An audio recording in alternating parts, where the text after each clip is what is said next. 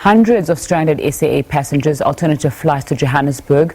For more on the impact of the strike on the continent, we cross to our reporter Sarah Kimani in Nairobi, Kenya.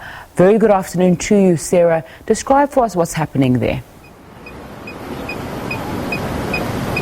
Well, at the offices of the South African Airways here in Nairobi, we found just one customer, and she was due to travel on Monday. That flight was also cancelled for her, and she was allocated a Kenya Airways flight.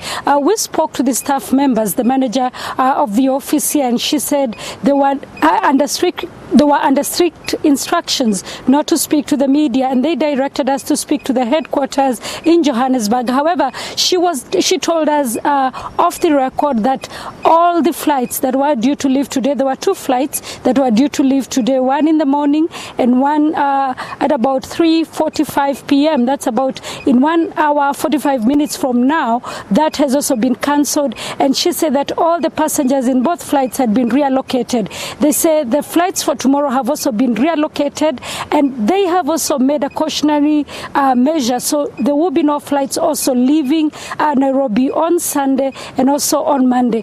We tried to access the airport, but we are not allowed to film the airport for now. We've also been trying to reach out to any SAA passengers that may be stranded on social media, but we have not gotten any responses. So very quiet here in Nairobi, both at the offices and also online and at the airport. Sarah, is there an indication of when perhaps this issue might be resolved and how widely it's going to affect people?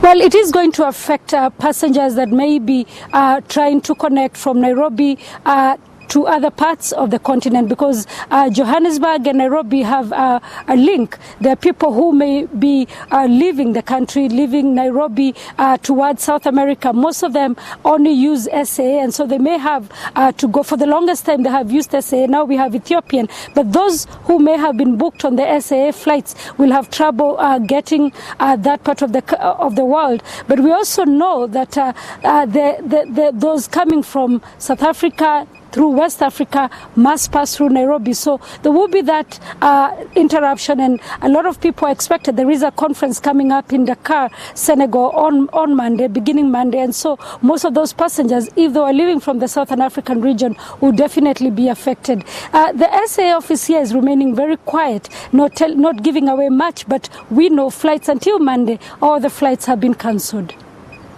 Sarah, have you had a chance to interact with any more of those potential passengers? I know you spoke about the one, to find out perhaps their experience with SAA and how communicative they've been with their passengers.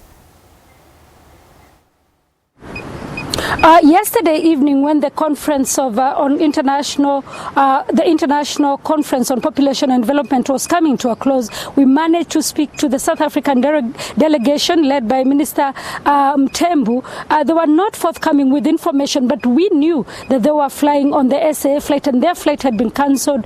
Some of them had been reallocated to the KQ Kenya Airways, and some had been allocated to Ethiopian Airlines. However, those who were not part of the South African delegation were still stranded. I spoke to one who works for the United Nations Population Fund, and he said he's definitely going to be in Nairobi for some time because of the cancellations of the flights. There are also a lot of them who may have connected through Johannesburg who will definitely be stranded here in Nairobi for some time. Sarah Kimani giving us an update there from Kenya. We are getting different points of view and different voices from our reporters across the world. Really, we've heard from our reporters in the United States as well, as the tentacles and the potential of chaos almost of that SAA strike continues. Now, meanwhile,